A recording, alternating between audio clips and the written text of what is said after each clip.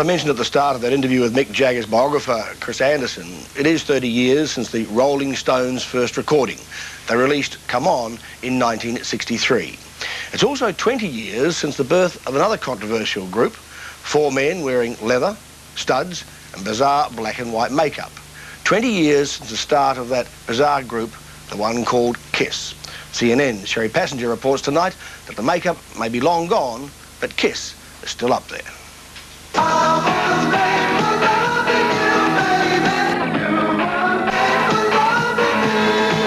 It started on the streets of New York 20 years ago with four guys who could have just as easily turned into bums, panhandling or robbing drugstores or whatever.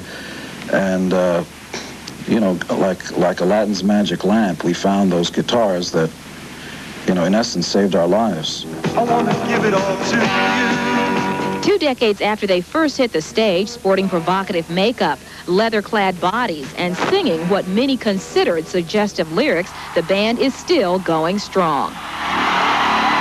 But in its time, Kiss created more than just music. For some, the band represents an attitude, even a way of life. I think honest rock and roll is timeless, and all I've ever hoped for us to be was Elvis Presley through a Marshall amplifier.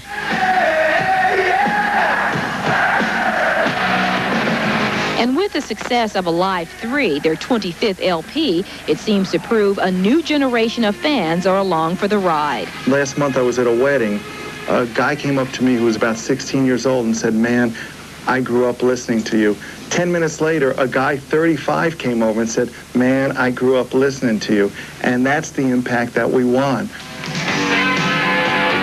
The other impact, intended or not, has been on female fans who have boasted of their encounters. Some of the female fans have appeared on talk shows where they talk about, you know, sort of the lifestyle of following the band around and what they'll do. But with AIDS, things have changed. No matter what disease may be rampant, you cannot deny that sex is great and it's fun. That didn't change.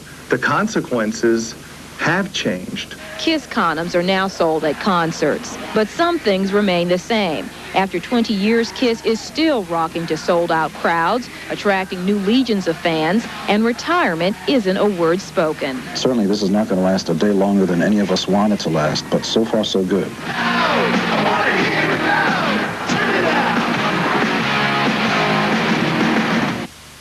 30 years of Jagger, 20 years of Kiss. And on Monday, July the 26th, 1993, that's life. Good night.